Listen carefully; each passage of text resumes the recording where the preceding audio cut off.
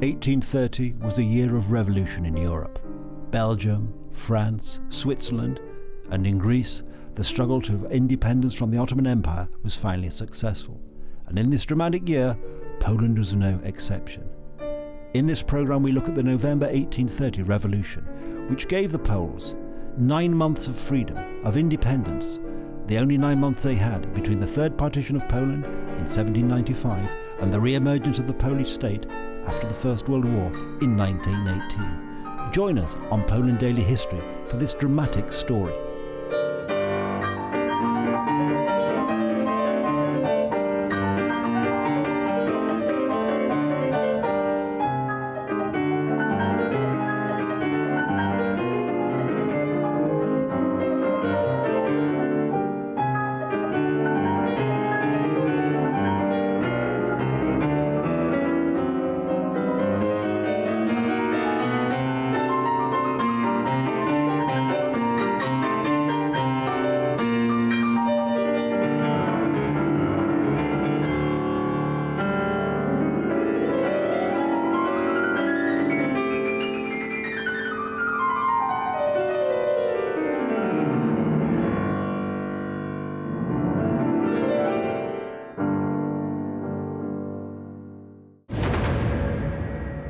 And so we sort of reached the end of the revolution. So, of course, the immediate aftermath, well, I think, for example, Warsaw University was closed down. The Warsaw University was closed down.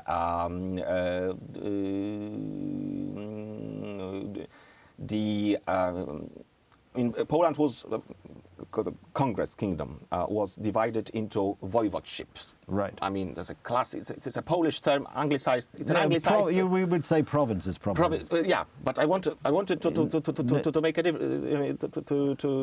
so that we see the difference. I mean, these were Voivodeships, and it was called like this. And after the Warsaw uprising, they were called gubernie, so Russian style, and many others, repressions. I mean, the Vilnius University, which is a Polish, cultural institution, was closed down as well. So the Polish army, as a unit, I mean, ceased to exist. I mean, it was incorporated into the Russian army. So what had been what had been the Congress Kingdom essentially became just another part of Greater Russia in terms of administration. And what happened to the average soldier who'd been fighting the revolution? What happened to him at that time? Did the Russians sort of wreak their vengeance, or were they able to just? I mean, he wouldn't probably get killed, as a simple soldier. I mean, it's never like this. I mean, when you want to punish somebody for military actions, I mean, you punish the leadership. Yes. So they were on a safer side. And of course, this probably began, I think, not just this, but it began what's known as sort of the Great Emigration from Poland. The Great Emigration. Of leading figures having to... Uncomparable to anything in history. I mean, the elite and Great Emigration. And now we have to ask ourselves why it was great. It wasn't great because of the number, because it was 10,000 people. So it's relatively, but they were a significant 10,000 significant people. I mean, you find people like Chopin, Mickiewicz, Czartoryski, Słowacki, the elite. Well-known figures from Polish history. Who have to. I mean, and mostly they would go to France, also to Belgium and to England. A number went further, that is to say, to the New World. But these were the main. Yes, and also because this did inspire others. I mean, I think some of these sort of brave Poles marching through Germany were quite welcomed by local liberals. I think Wagner even wrote about it. Wrote a song. They would be called Crusaders of Freedom or something like that. I mean, because again, this romantic wave is high. The tide is high. So probably Poles have never been quite so popular in Germany before or since. That is correct. Probably in Dresden they were welcomed as heroes and so on and so on. Very much in keeping with the sort of romantic beginning, the romantic 19th century period. Yet another brave Polish military action, which didn't end quite as we'd all hoped, or they'd hoped. You and I weren't around at the time, so we had no hopes on this. But yes, marvellous to this very romantic view of these brave soldiers and folk fighting yet again for. And this is an interesting thing because history, if it doesn't repeat, it often rhymes. And even if we go back, you were talking about 1939 and the Warsaw uprising, and again the Russians, when they approached in 1939, their idea was not actually to go straight over the river into Warsaw, leaving aside the actual uprising, but was to actually flank Warsaw and go the other way. And of course that, in the context of the Warsaw uprising, that was rather disappointing for, to put it mildly, to those fighting in the Warsaw uprising. But it's just interesting how in history things often do repeat in a slightly different way. And militarily, armies and rivers react in a very similar way throughout history. And it's interesting that in 1939 and in 1831, the Russians took a similar approach. But I mean, as a historian, I mean, how would you assess overall the effect of the 1830 revolution and then the military actions of 1831? No, first of all, I'd say that for, let's say, 9 months, there was an independent Polish state, recognized by nobody, but there was a Polish state for this period with its own administration, tax system, and so on and so on. It is something. Yes, of course.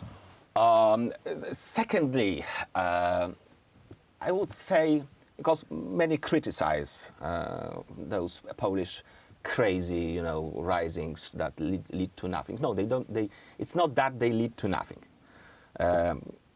There is always a certain good that you can take from it. There was a romance or a flirt between the Polish elites and the Russians between 1815 and 1830. And the Warsaw, the November uprising puts an end to it.